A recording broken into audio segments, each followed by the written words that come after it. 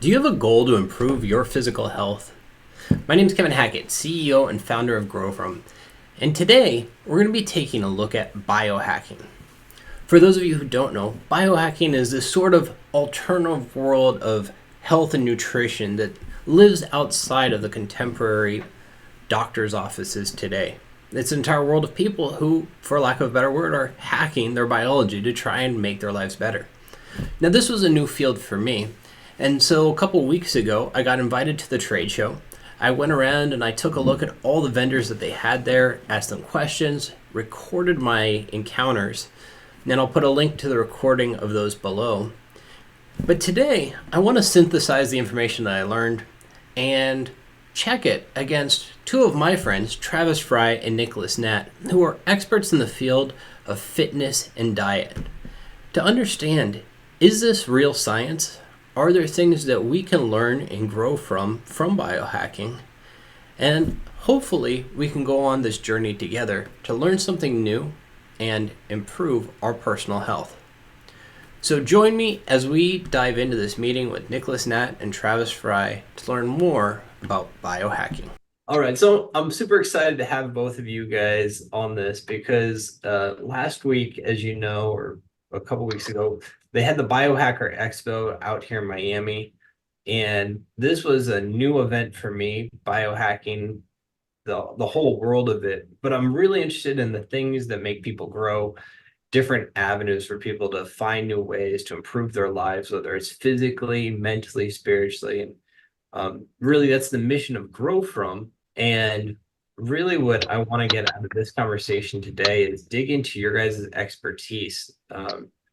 Nick, a bodybuilding professional, a body biohacker pro, Travis Fry, the nutritionist and consultant in that space. And so I thought it would be useful for us to get together and just have a discussion for anybody else who's been to a Biohacker Expo or whoever may be interested in a Biohacker Expo to kind of dig in and figure out what value is there, and is this something that people should be spending their time on, and is this a valid way for them to grow? So without further ado, let's just do a quick introduction. T Fry, do you want to just introduce yourself, your creds and all that? Yep, I'd be happy Greg, to. Thank you, Kevin. I appreciate you letting me join the meeting today and working with Grow From and working on personal growth and development. But yeah, so my name is Travis Fry. Like Kevin said, I'm a registered dietitian, licensed dietitian nutritionist. So I have my credentials essentially from the Children's Hospital of Colorado, is where I did a lot of my training. And then post intern dietetic internship, a lot of my experience kind of it comes in the form of working in hospitals, senior living. Um, just understanding how nutrition affects the body is kind of why I got into it, and been doing it now for, I don't know, 15 some years. That's how old I am. We don't need to throw out numbers, man. No, that's fine.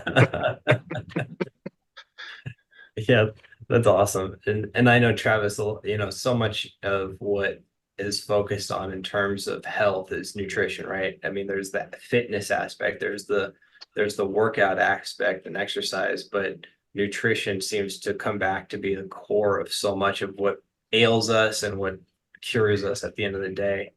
Yep, 100%.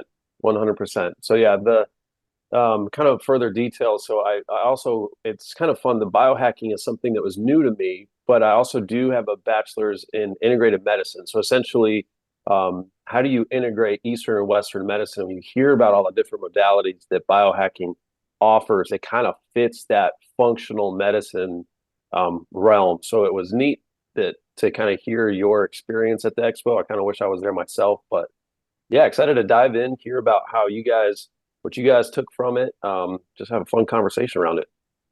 Yeah, awesome. Thanks, Trav. All right, Nicholas Natt, give us the 411 on Nat Fitness and Nick Nat himself.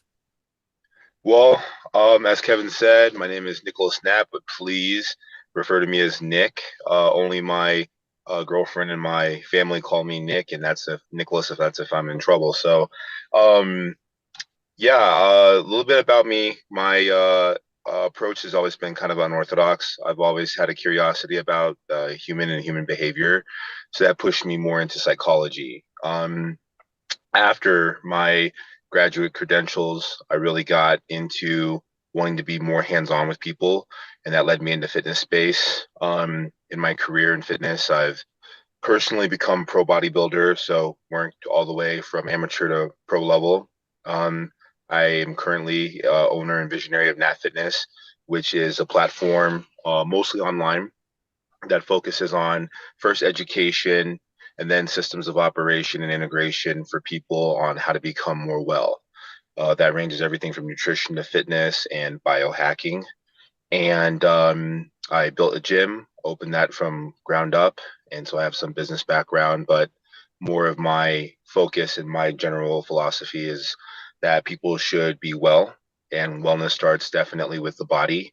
In doing so, people can become more um, encapsulated with the things that are important to them. And the first form of true self development, as Grow From really starts to focus on, is really with your health. And so I'm just excited to be here, and I'm excited to dive into some of the modalities of biohacking. I have quite a few experiences myself, but this is a great opportunity, Kev. Thanks for the opportunity. Yeah, awesome. Thanks, man. You guys have seen the video. You've gone through. Are those real shades or are those like filters here? Blue Oh, blocker. those are blockers. All right, I got you. I got you.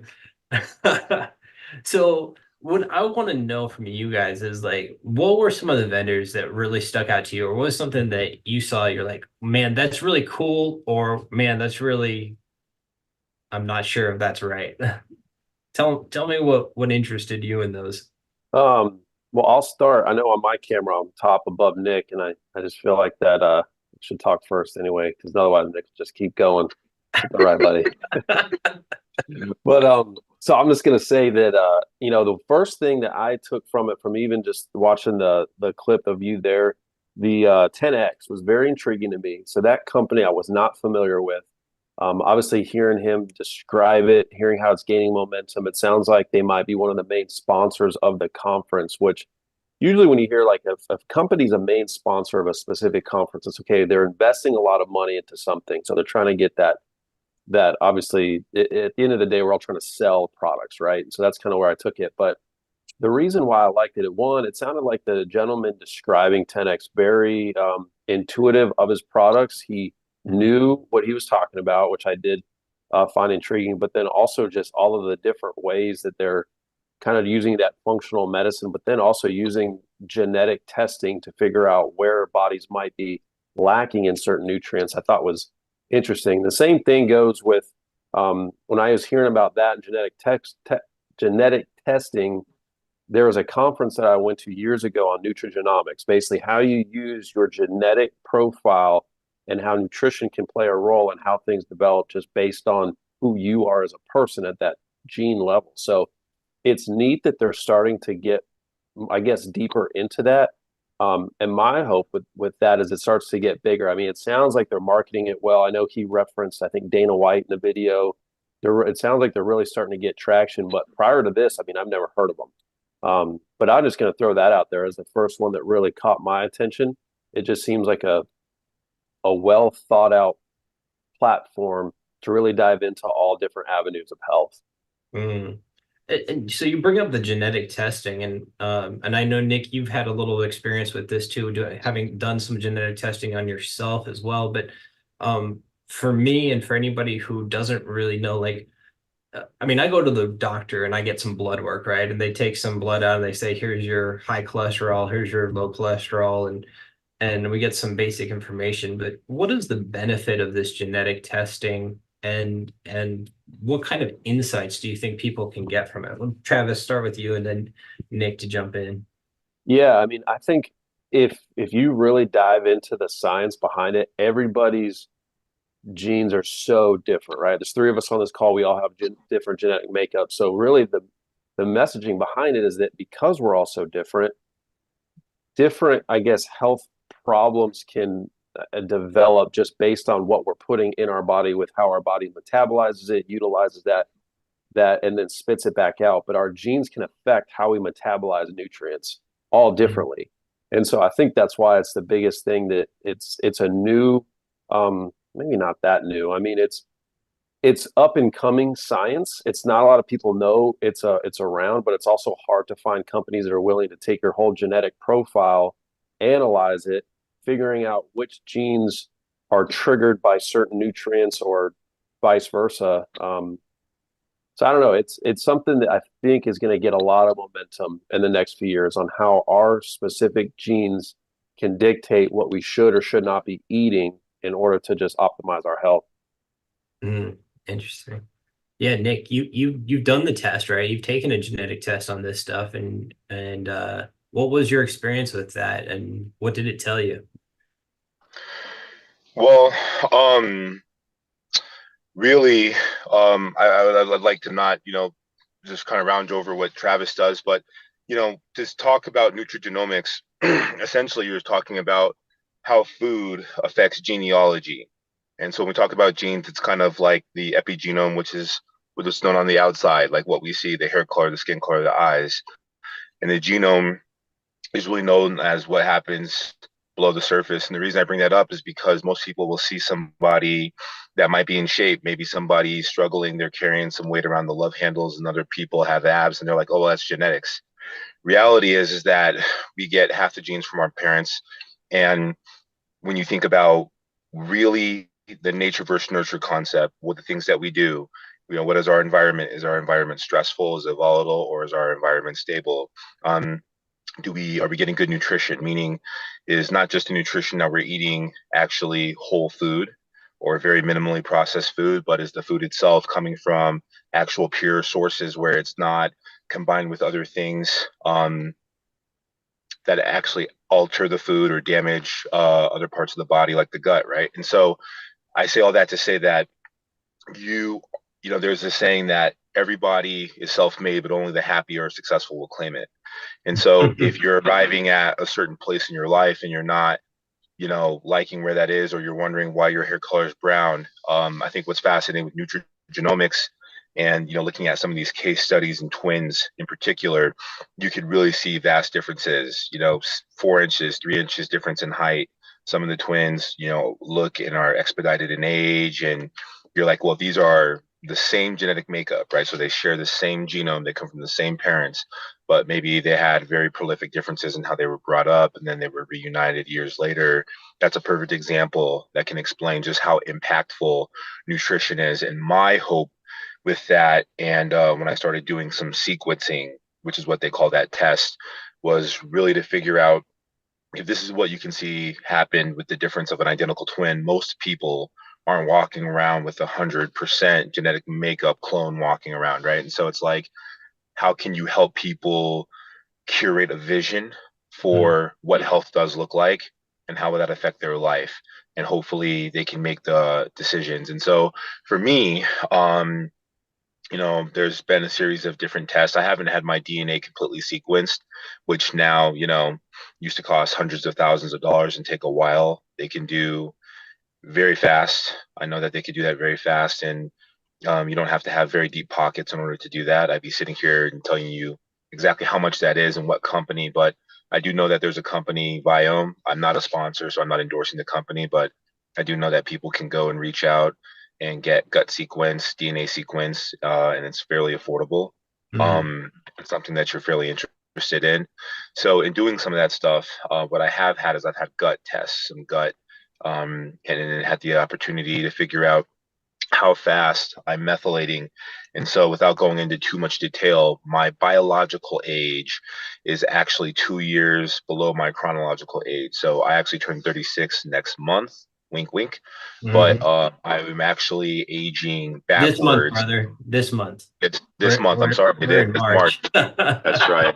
Don't worry, I got you. I know your I was birthday. called out. I was called out there. Yeah. But the case in point being, it's really fascinating, and I think it's been because of the life choices, not all good, but mostly as a cumulative sum, that are allowing my body to preserve itself. And so I'm more than happy to speak to mortality age and all-cause mortality and things like that. But as a whole, that's really what I think people will benefit from testing if you want to get a good awareness of where here is.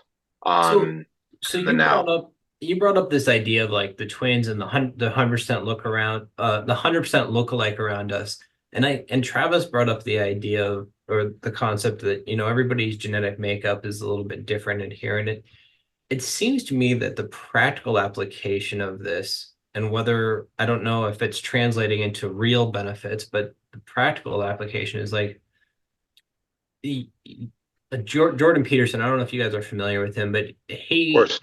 he's on this rant about diet and health and how he and his daughter adopted a new diet that radically improved their life. And we see those stories everywhere. It's like you need to do this diet or you need to do that diet to improve your life. But then when you look at the spectrum of it, it's like you should eat all meat or you should eat all vegetables. And it's like, well, which one do you follow? And is it crap science or is it real science? And it seems to me that this might be the key to really narrowing that down and saying this is real science and this is what it is for you. Is that kind of what people should take away from this? What are your I, thoughts on that? I would love to speak to that really quick, just because this is probably the number one facet as a coach that I focus on with people, other than consistency and mindset. So, to be brief, um, when it comes to integrating nutrition as a whole, I think that human beings are notorious for finding ways that they're different, and maybe that's for position, maybe that is ultimately to try to find the system, right, the path, and I think what's undeniable is the conversation about where your food comes from and the consistency, as opposed to should you eat all, should you eat all plants or should you eat all meat. I think that you'll find people who have had extraordinary results on both sides, Hmm. and the microbiome, or what we call the metabolic fingerprint, right, is so unique and circumstantial to an individual. What I would say personally is kind of my top down: be evangelical about eating as much organic or whole food as you possibly can. From there, you're probably on a much faster route to longevity and mitigating inflammation. That's Mm. probably my priority. Yeah, yeah, that's a great point. Yeah. Trav, do you have some Yeah, I thoughts? would say, I mean, Nick hit it right on the head there. It's like if you can lower inflammation, I always tell folks, even when I did outpatient counseling, inflammation is the root cause of the majority of all this diseases that we have. If you can try to lower inflammation in the body, it's going to have astonishing effects on your overall health. But the one thing, Kevin, that when you were referencing real science and fake science, I just want to emphasize that when you one of the hardest things about nutrition, right? You hear eggs are good for you. Oh wait, no, they're bad for you. Yeah, Oh wait, they're good again. It's like, why is that? And that's just because it's so difficult to regulate the science behind it. Because initially, if you think about if you're doing a research study, like the gold standard is that double blind, I forget what it's Placebo, called. Yeah, double thank you, Nick. Yeah. placebo. So essentially what that means is neither the person nor the researcher knows who's getting what. But in nutrition, I know if I'm eating an apple and Nick's eating a fried fish sandwich. You know what I mean? We can see the differences. And so right. that's the hard part is because when you're controlling it from a research study perspective, it's very hard to control that. But then also you have to rely on the individual in the research study itself that they're not cheating. So Right. usually when you're in a nutrition research study, you are get usually sent home with a set food to eat to see what biomarkers and what things change and what doesn't change. But at the same time, you're hoping that individual doesn't cheat and eat something they're not supposed to, be exposed to something they're not supposed to be exposed to. So that's the hard part about nutrition science is just because of it's hard to control the controllables. Mm. And to And speak to that, sorry not to cut you off, Kev, but just to chime in on what Travis is saying about studies. The other thing is there's a lot of generalizations. It's very easy as a science or as a culture or as a business to cultivate a focus study because they want to either prove or disprove something. And I'm not saying that you don't have integrity in science. Obviously, that's really what we like to think, right? But I think it'd be naive to say, hey, this conduction of this study is designed to show you that meat is bad or that eating all plants and having no meat is why you're going to expedite your aging process.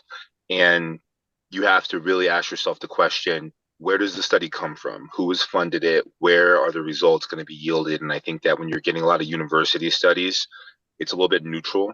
When Yeah. you're typically looking at private equity, organizational studies, there's usually some kind of incentive or at least some kind of direction. And that's where you start to see variability in the results that Travis is talking about. I just wanted to make sure people know Yeah. that so they're not taking information that's just coming in because it's published by some company. Yeah, and I think a lot of people don't realize that doctors get a lot of incentives to publish papers, and they're not necessarily picky about what those incentives, what those incentives relate to. It sounds to me, and just to put to like conclude kind of this section of the 10x and specifically the genetic testing, it sounds to me like one, there are fundamental nutrition concepts that supersede anything that's unique to a person's genetics, like eating organically and reducing inflammation in terms of the food that you intake. So is there value in the genetic testing here? And it sounds like there's potential in this genetic testing to create value down the road, but it also sounds like that potential really is hard to prove at this point. Is that kind of the the consensus here? I'm not sure if I would say that from my understanding of nutrition, when I went to a course on it, it was really diving into the biochemistry of it. And so it's hard to dispute when I get my whole genetic makeup and it says, Travis, you shouldn't take this medicine or eat this food because it will cause this effect. Like that's pretty true to me. If I see that and Hmm. that's my actual um, results. The hard part though is, and again, Nixon sounds like since Nick, you actually did this recently and got true testing. My understanding of is that we're still several years away from taking your whole genetic profile and being able to map out every single thing that you should be doing or should not be doing. But again, this was years ago. I went to this conference, so maybe we're closer. So Nick, you might know better than me about how close we are to really getting the and again simplify it. The one thing I realized with working with individuals in the community, when it comes to health, you have to simplify things. Otherwise, if it's Right. too complicated, they're not going to want to do it. So if you can get, hey, here's your genetic test, send it in, I get the results back. It says exactly, eat this, don't eat this. And maybe we're there, maybe we're not. I don't know. Yeah. Yeah, Nick, you want to add anything to that conclusion? I mean, Travis about teed it up for, I think, a home run, a hit. Simplicity is the key. So, again, Kev, I just want to make sure I'm understanding the question correctly. You said that when it comes to genetic testing, are we in a position where this has utility, or where it's a cool feature and it can have some value, but it's not as important? Is that Yeah, I correct? mean, I think if you bottom line it, the question at this point is, should the average person do a genetic test just to find out what this stuff is? Or are there other things that they should be focusing their time and energy on, like eating organic and exercising, you know? Excellent question. Excellent question. Okay, so I say that because you can see just kind of like Travis's point, how really PC and specific you have to be when you're making a generalized statement. So for the average Joe, I would say that I don't think it's essential to go get a methylation test and to find out what's happening with the sequence of your DNA.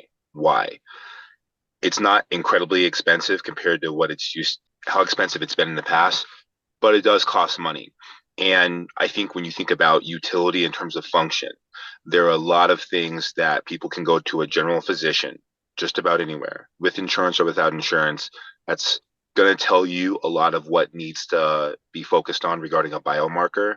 And Yeah. so when you think about blood work, one of the key features, I know that Travis, this, we're working with some of the geriatric patients, and especially people, because we're in an epidemic here in the States regarding obesity and regarding metabolic disease, is A1C, which is a measure of your blood glucose. You could go do something like that, get some information, connect with people like Travis, like myself, and that's going to be way more proactive than getting information markers that you may not know how to disseminate, and ultimately you don't know where you're going. So blood tests, I think that would be great. There's a lot of convoluted science behind BMI. I'm a much bigger fan of helping people understand the science behind body fat regulation. So we call that body composition. Going and looking at your body composition. What percent of your body is fatty tissue? And then from there, you can see, based on the fact that you identify as a man or a woman, your age group, what puts you at risk for, some of these diseases, the top ones that are really kind of, picking people off the top. And I would say that, to my knowledge, it's heart disease, type 2 diabetes, most cancers, type 3 diabetes, which we classify as Alzheimer's disease. And then you start to get into some submodalities like hypertension. But really, there's an integration point there. So that would be my specific focus on more of the cost convenient things first and simple solution oriented steps. And then when you do adopt more of these things, which I'm sure we'll talk about, I think it'd kind of be cool to look at how long does the measuring tape really go? Yeah. Okay. Awesome. Well, we're at around half the hour point, half an hour in. So let's move on to Nick. You saw the video. There are some things that you liked, and you want to talk to us about blue ray glasses. So what did you see there, and what's the science behind this that you liked? Wonderful. So, as Kevin mentioned, I am wearing BlueBlockers right now. Believe it or not, it's daytime, so I typically don't wear these during the day, but when I'm going to be in front of a screen for extended period of times, I usually do. And so, what I'd like to do is kind of start, believe it or not talking so much about the glasses, but really about hormones and hormone health.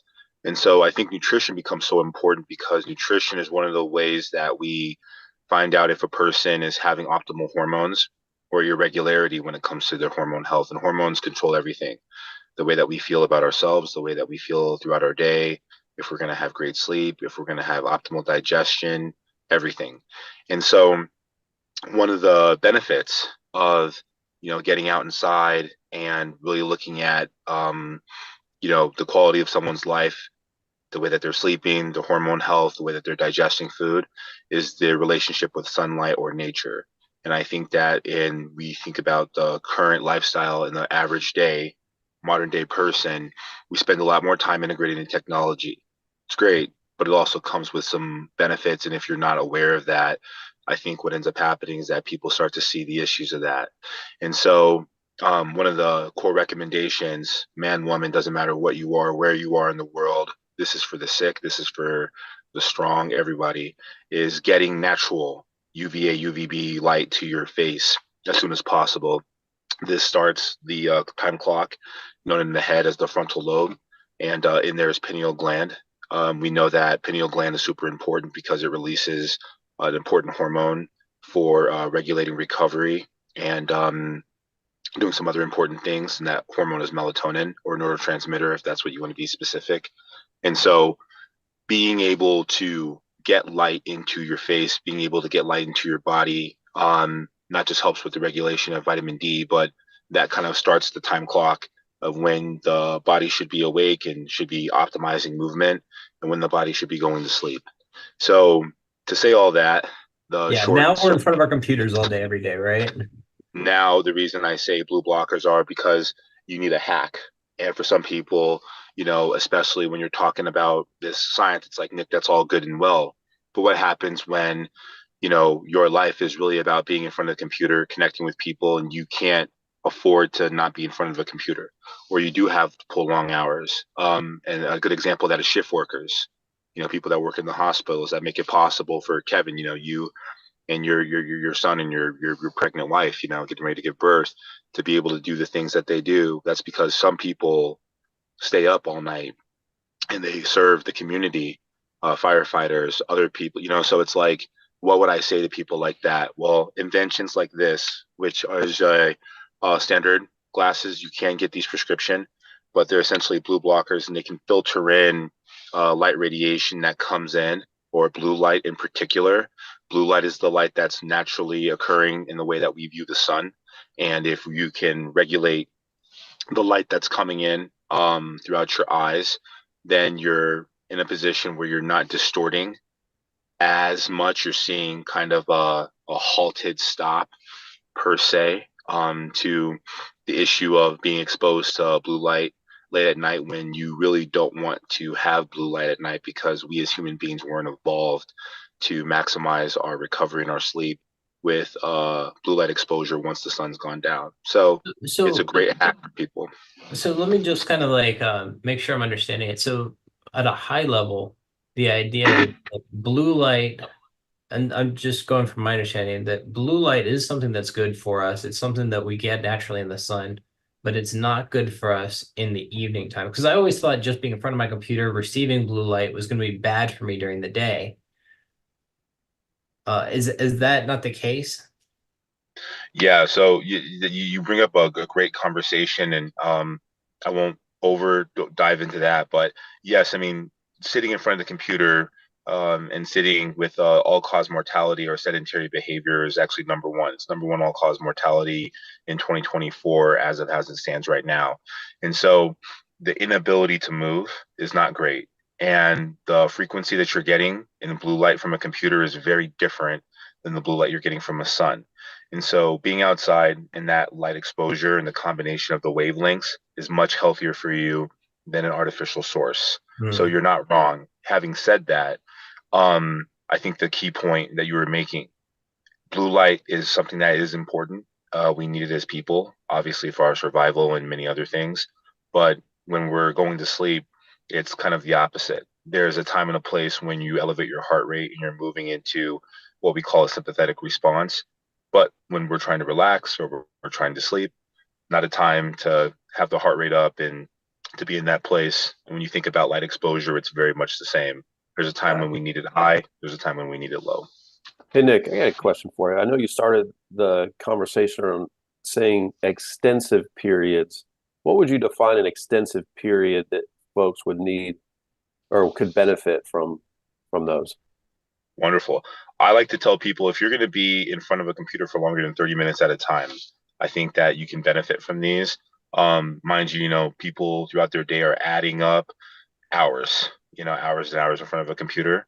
So, I don't think that this is something people should prop on their face and walk around all day, every day with. Again, the encouragement is getting as much natural light as possible during the day. And when you are in a position where you're either prolonged position in front of an artificial device, tablet, desktop, cell phone, with consistent exposure, or at night, these could definitely be a benefit to you. Cool. Yeah, cool. Travis, you got anything you want to add on to that? No, he's right. So there's a lot of research that's out there on basically sleep physiology and how if you're not sleeping right, that it can cause so many health issues, right? So just kind of going back to the topic at large of just overall health and well-being is you don't have your sleep right, like Nick was talking about, your hormones can be all out of whack, your cortisol levels can spike.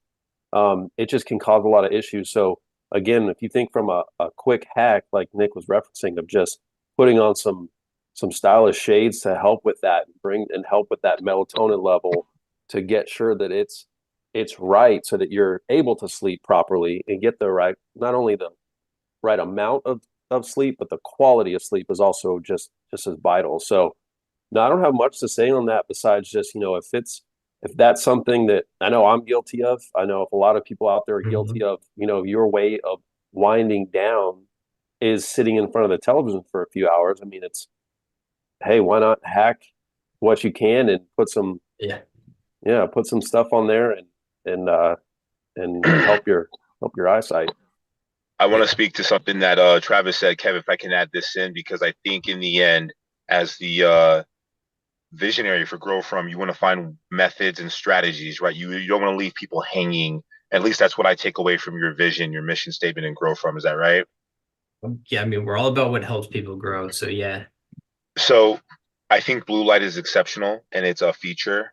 But I think just about every person, whether you're a droid like myself or your iPhone user like Kevin, um, every feature, including your smart TV, which I think about the average person has in their home, you can download a feature that can change the light visibility in your screen, and Yeah. that mitigates the blue light exposure. So I say that because, to Travis's point, there isn't a single person I think at some point that just wants to unplug, and maybe you're finding yourself under the bell curve Yeah. 80% of the time. You're really disciplined, but if you are gonna, turn on the TV to have a moment to yourself, I don't think that should be discouraged, because that's a whole different conversation.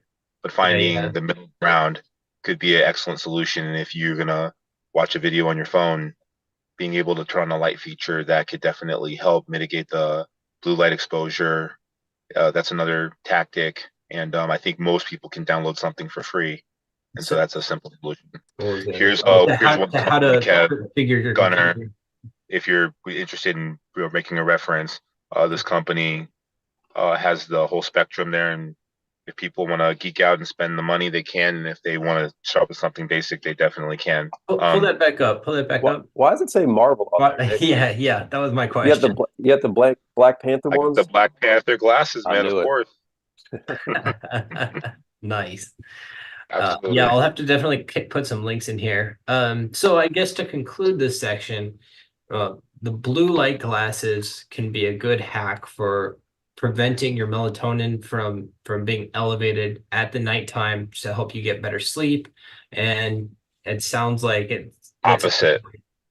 Cortisol elevated, it suppresses the melatonin, and you actually want the melatonin coming up. yes. So we want the Just clarity. Sorry, buddy.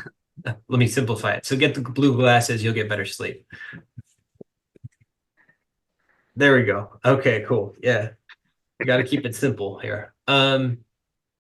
So let's that actually brings us into a really nice transition into the one that I wanted to talk about, which was PEMF, and the carryover. And one of the things that the guy from 10X talked about, and the team at the one of the first groups I talked to, which was Seller 8, and there was another vendor over there, Pulse, the chair that I was sitting in. All of them were related to this PEMF.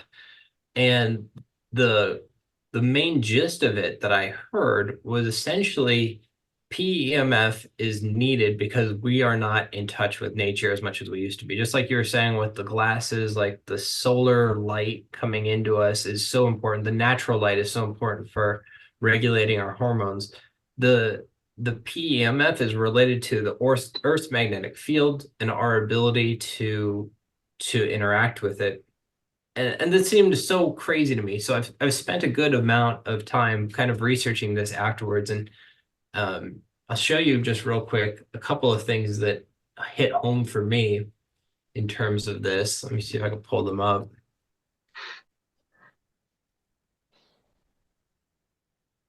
So this was a video here. On the Good Health Corner, and the gentleman on this video goes through explaining what PEMF is and the science behind it. And honestly, a lot of it was still over my head, but the thing that made the most sense to me was this idea of a tuning fork. And essentially, he was saying that there's a magnetic resonance in the earth, and that resonance can be tuned to our cellular level, so that when the earth is vibrating, oh, I'm not even sharing. Here we go. Can you see that? Yep. Yes. There we go. So essentially, the gentleman was explaining how PEMF works, and he equated it to a tuning fork, where he said, the earth has this frequency, and because your body resonates with that certain frequency, there's something like 7 hertz or whatever, that it can move the cells in your body, essentially, just like a tuning fork on one side of the room. It can make a tuning fork on the other side of the room vibrate and make a sound as well. And that kind of hit home. It was like, okay, cool. So we can vibrate our cells in our body by through this hack, right? We normally would be able to vibrate our cells in our body with the Earth's magnetic field. We're not outside. We're not in nature as much as we used to be. So now they've got all these devices that are called these PEMFs that are supposed to simulate that and vibrate our cells. And I went another step further. So there was another video with Dr. Oz where he was talking about this too, and he was kind of explaining the science behind it, explaining whether there were any risks associated with it and who would benefit from it and so on and so forth. And um, I mean, it seems legit, but it seems like I definitely felt it. I definitely felt it on the chair when I got up in my back because I always have tightness in my lower back. Um, I definitely felt some relief there. So have you guys experienced this? Have you guys done anything with PEMF? What's kind of what's the word on the street there? Go ahead, Nick. Um, so yeah, I have done some stuff with PMF, and um, what I would say to start is that all of the research out there is pretty accurate. I think the people out there behind the technologies are bringing something to awareness, and it's one of the best things that we could be doing to reconnect with our grounds and our nature. Um, Having said that, and I could talk a little bit more on like the tools, but to simplify this, we call it grounding, right? Going into nature and putting your feet on top of the ground, soil, the ocean floor, things like that on the beach. Right. And in addition to the light spectrum, which we talked about, it's a connection to nature. And when we talk about vibrating cells, we're talking about speeding up autophagy. And autophagy, more or less, is just getting your cell to operate the way that a cell is supposed to do, right? And so we think about like a machine or a software program, and we want that A key or the B key or the control key to do something. Our cells know that. Our nose cells knows to be a nose. Our eye cell knows to be an eye. And when you start to see that cell operate in a way that's not supposed to, that's where you begin to see methylation speed up and complications happen.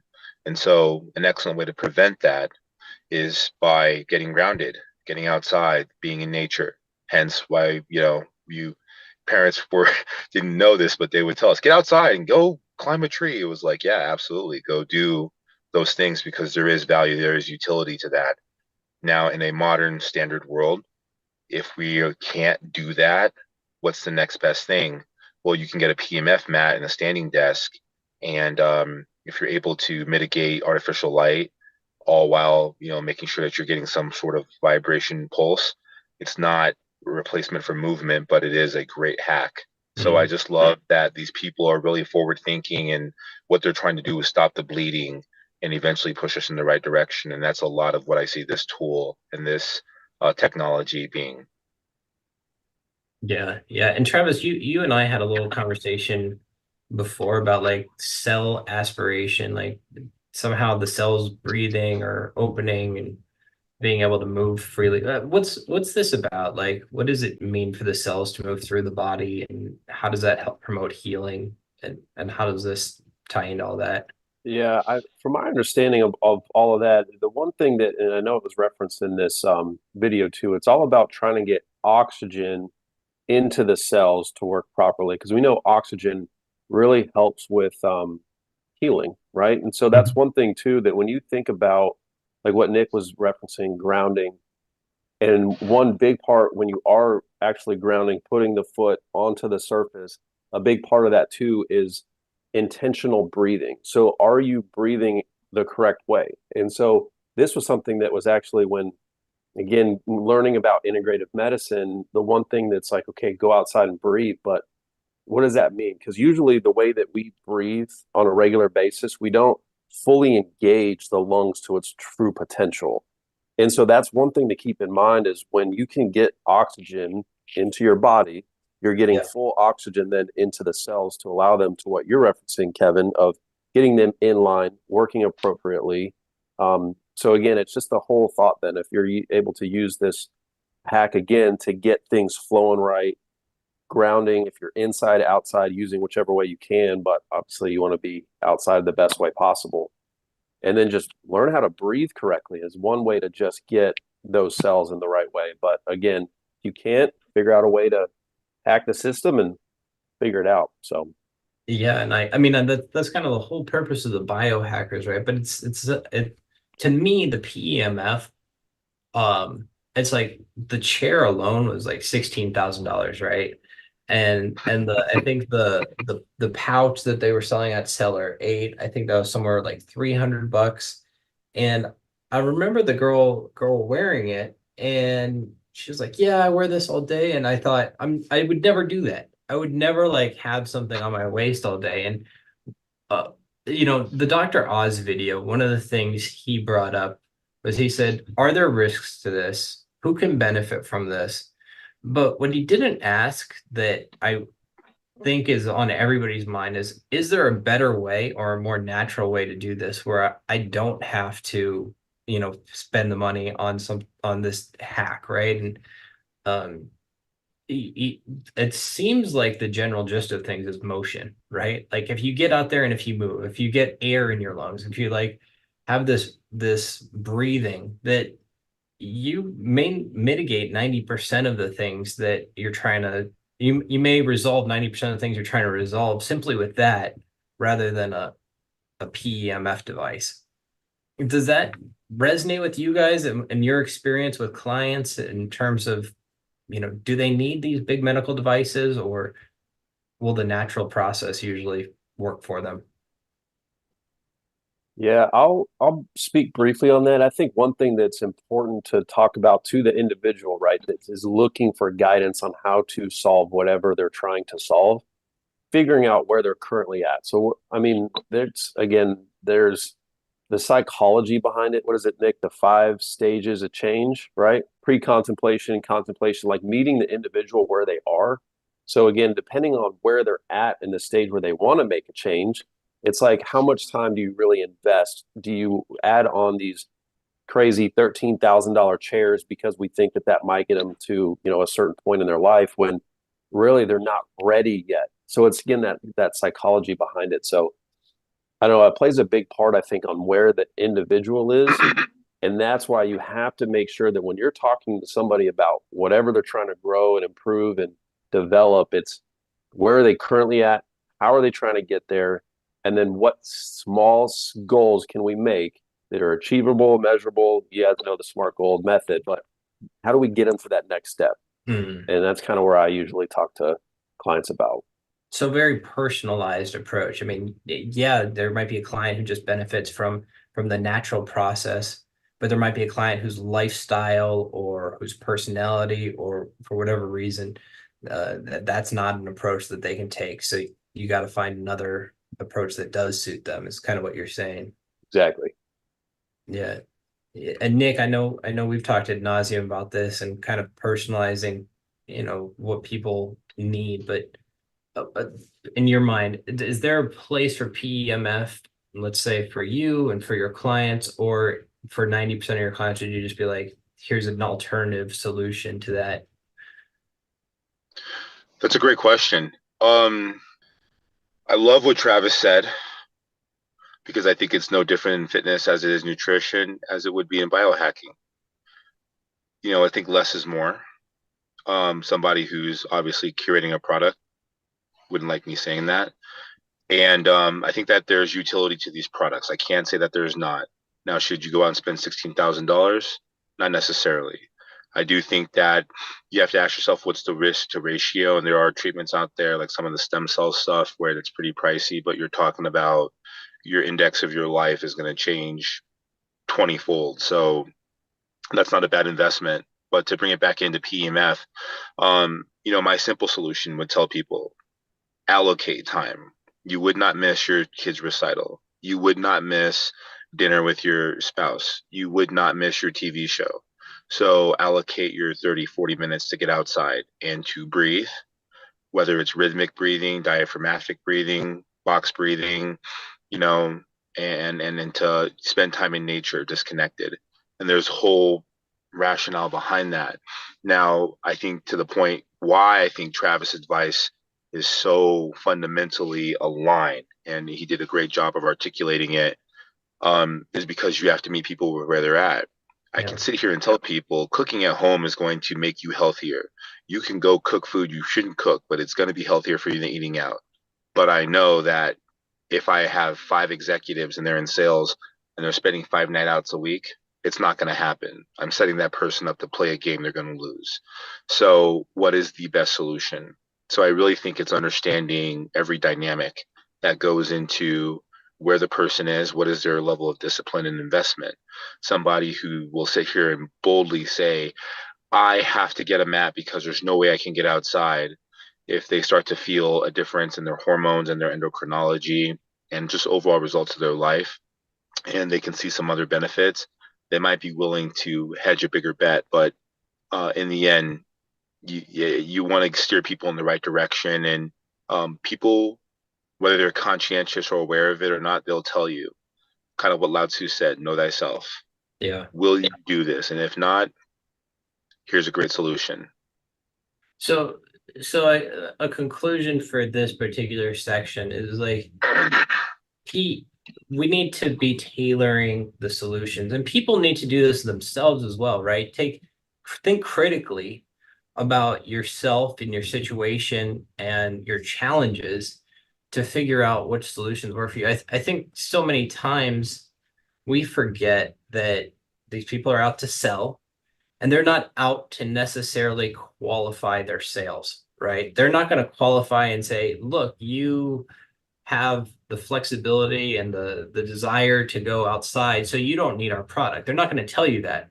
They're going to say, our product can help you. Here's what it can do. And it's up to us as consumers, and it's up to you guys as consultants and as coaches to help kind of sift through that personal element of the conversation to come up with really something that's tailored to the person. Is that a fair conclusion here? 100%. Cool. All right. Were there any other ones? I've got a couple in here I want to talk about, but were there any other ones that you guys are super excited to see or to learn about? I mean, one thing that I thought was also interesting was the peptides. So again, going back to, you think about just general science, right? Amino acids to peptides to building blocks to, that's just how our bodies are built, right? So but that's what all biochemistry is all about. So it's that one was interesting because that's real science. I'd be interested to get like the QR code and interested to know more about that specific company and what they're doing, how they're selling it. But the thought of peptides was intriguing to me, where I'd want to dive deeper into. Yeah. Nick, you and I were talking about that too. Yeah. So Travis, kind of stole my thunder, but I'm a huge evangelist for peptides. Let me be clear when I say this. Just like your food is not created equal, a carb is not just a carb. Just because something is 4 calories a gram doesn't mean that it's created equal, right? An apple and cinnamon roll don't do the same thing. Not all peptides are the same.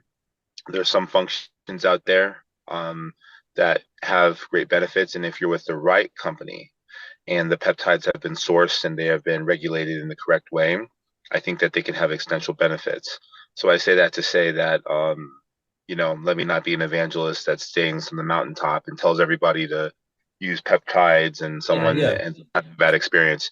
Having said that, what's fascinating in the hormone replacement therapy segment of the body, as well as looking at methylation, is just kind of finding out, how do we operate as people, and are we maximizing that? And if we're not maximizing that, is it causing us harm? Are we being hindered by that, such as fatigue, injury, having less energy, having gut dysbiosis, and other functions that don't make the day-to-day functions as efficient? And what's fascinating about a peptide is that you take something, and what it does is it tells the program in your body, you have a function that heals and fixes or does this. Go back and do that. And it's your body using its own raw materials and fixing or upgrading that process so that you do have optimal development, or that you are beginning to move yourself away from a problem.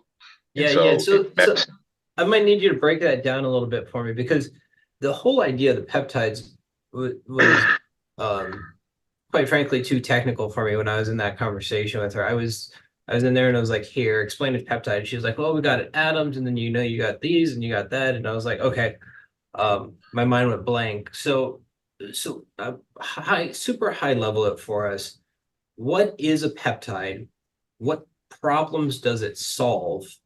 And it sounds like you kind of already alluded to how it solves them by instigating the body to do its own natural things, but give us the very top level education on this.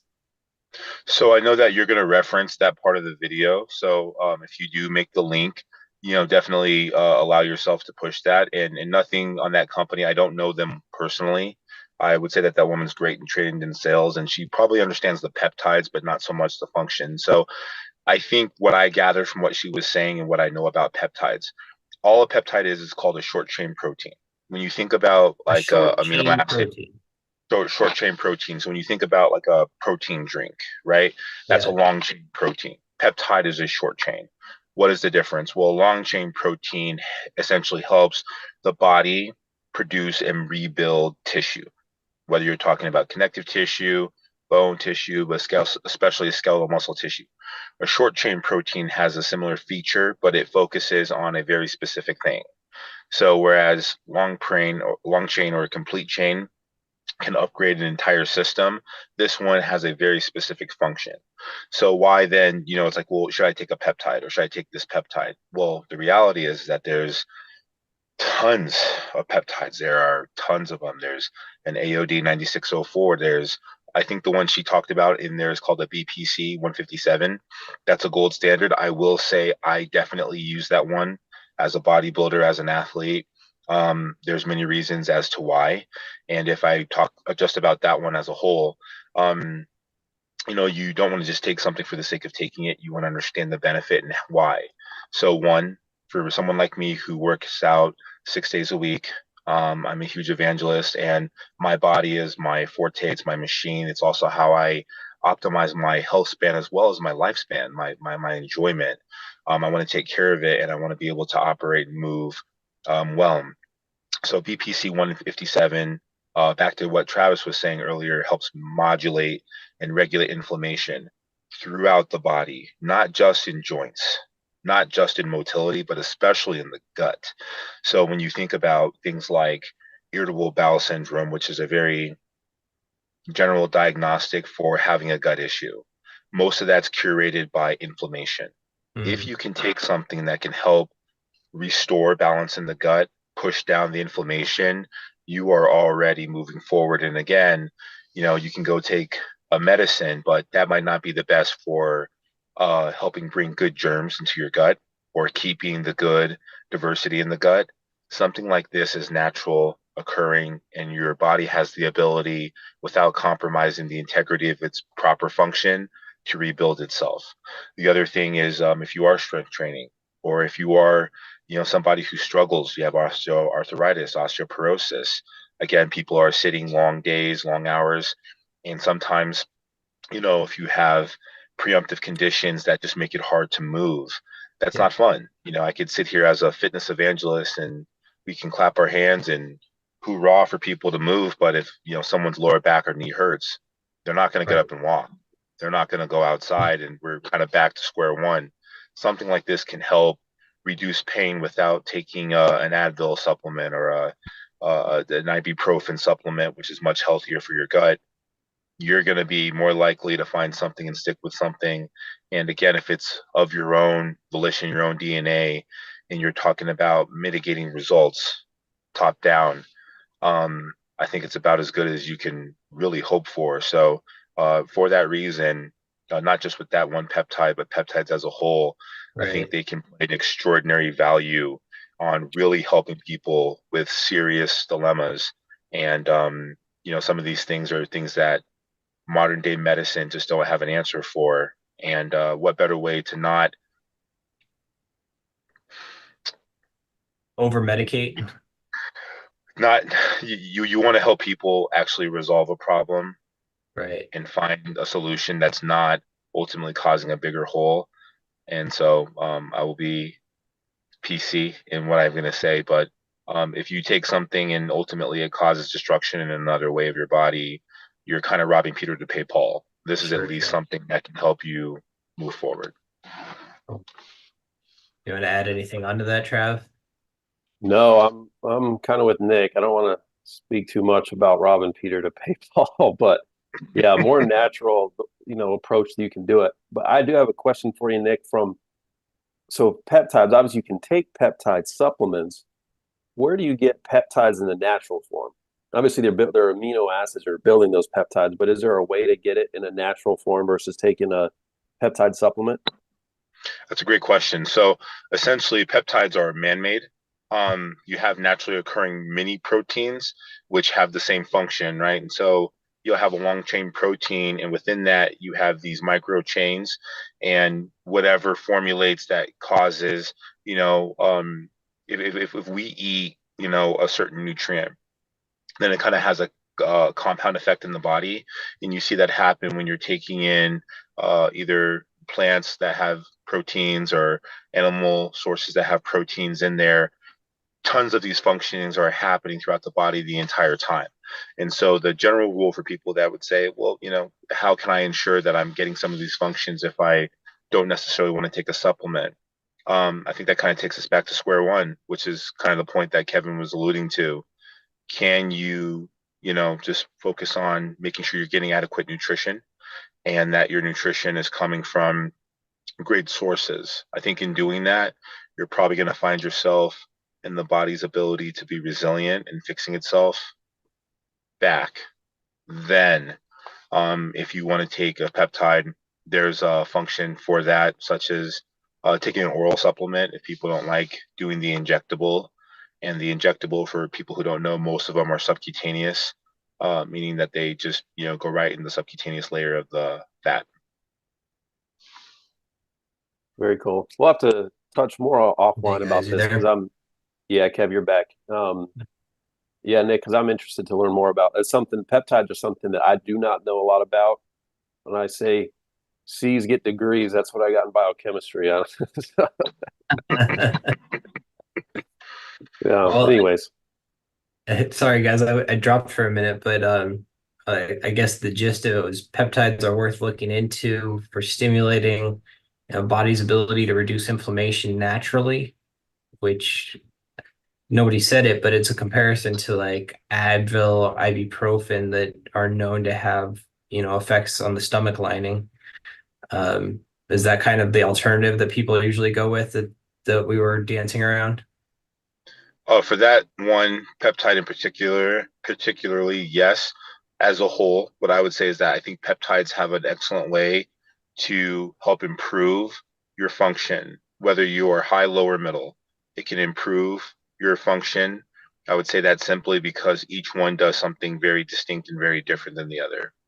So the general, so we don't extend this, but the general takeaway here is peptides are good. Go take a look, research it for yourself, see which ones might affect you, and experiment with some peptides to see if they get you the results you're looking for in your health. I would say that that's a great way to start. This is, if I had to say this, my parents are 66 years old. And I find it very fascinating to think about myself being 36. And I would recommend this more for them than I would even myself. Obviously, I'm a professional athlete, but for people who have more day to day, a person who works a 9 to 5 or a stay at home mom or even a high school athlete, these are things that could be exceptional. So Yeah, it's one of the few things out there that does have some leverage and some power behind it. good to know. All right, guys, we're at 5:09 right now. Travis, I know you got to drop at around 5:15, so this is probably a good time to wrap it up. But last question before we do. What's your next step? Like, what are you thinking after this? What did you take away from the conference, from our conversation, and what's something that we can count on you to dig into more and learn more about uh, in the future? Maybe we can reconnect on. yeah, I'll go ahead and chime in first. Kevin, I just appreciate you letting me know about biohacking. This is something that I was not aware of. I didn't know there were conferences surrounding it. I think it definitely depends on the area on where you're at. So I'm located in North Carolina, where I'll just put it bluntly. Nutrition isn't always on the forefront of people's minds in my experience in the state of North Carolina. So, and then obviously, then you throw in other, non-traditional approaches to health, like biohacking sounds like it's all about. So again, just appreciate me opening my mind to this concept. And then to answer that question again, doing my own research, learning more about peptides. So touching offline with Mr. Nicholas Natt, understanding his experiences with it has got me really intrigued, especially when it comes to the gut brain connection. There's a whole lot that Yeah. the new research coming on with the gut brain connection. And so that's kind of where I'm leaving it at, is just open to biohacking now, understanding that the concepts and the conferences exist to potentially see if there's something I can attend in my geographical area, but then also doing my own research and some new stuff. And in the sunglasses, the Marvel glasses that Nick's got on, I didn't even know about those. So that was cool. Yeah. Yeah, absolutely. How about you, Nick? Well, first and foremost, Travis and Kev, thank you guys for sharing this platform and sharing this time. I say this to the people that I have the privilege of working with each and every day. The one resource that you never get back is time. And to spend it, you should spend it intentionally and doing something. I believe that the platform Grow From is something out there that's adding value to the world. It's making the world a better place. And the topic of discussion is something that, whether you're just first hearing about it for the first time, or of you're as excited about it as I am about Marvel, um, everything in between. This is something that could be great. And Kev, kudos to you for creating this platform, man. I want to give you some personal reflection and shout out about that. Yeah, thanks, man. Yeah. To that point, my what you can count on me is that I classify myself as a student. I believe that we never stop learning. And if you seek to understand, and you'll usually find the answers you're looking for. And my only ask for people would be that really do a audit, a self inventory of your life, and the questions you might have. Feel free to ask questions. I love that Kevin really made a video. If they haven't, then Kevin, definitely leave the link so they can go around and see it. And just went around and asked people, hey, how does this work? And is this of value? Ask questions and be curious. And I think if you do that, and you can really find out if things work for you and you are a believer or you're willing to try it. Probably the biggest part as a coach that I would say is go implement it. Yeah. Knowledge is not power alone, knowledge with implementation. You need to actually apply a method and be willing to see if it's going to have a value, of a benefit. So that would be my takeaway message for most people when it comes to biohacking. Start with the basics, most cost-effective stuff, and from there, then I think you can kind of spin the wheel and look at what the amusement park has to offer. Yeah, oh, that's awesome, Nick, and thanks for the shout out. What I really appreciate about where you both come from is you both come from a place of education, right? Like this is how the body works. This is how you can feel better. This is how you can make tangible improvements to your personal health so that you can function better, right? And that's kind of we're in a place in society where we do have the luxury now to step into and be mindful of our health. I think for many years in history, people were just kind of going through the motions and trying to survive. But we've got science now. We've got a little bit of free time relative to the history of mankind, and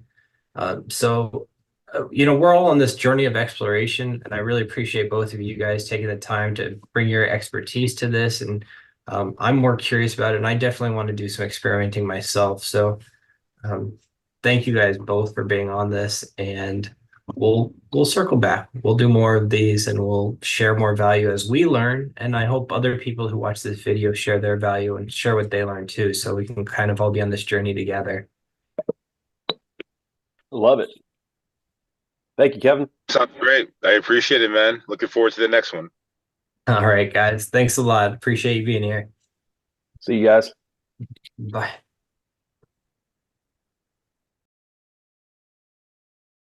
I hope you enjoyed our meeting on biohacking and that it inspired you to learn something new about personal growth. For me, I grew from this experience recording these videos, learning from the vendors, and learning from my friends Nick and Travis. As a reminder, Grow From is a platform here to support you in your personal growth journey as well. Whatever it is that you're growing from, and whatever goals it is you have, whether they're career goals, finance goals, personal health goals, and more. Grow From is an online platform that's available on Android, iPhone, as well as on Safari, Firefox, Edge, and Chrome.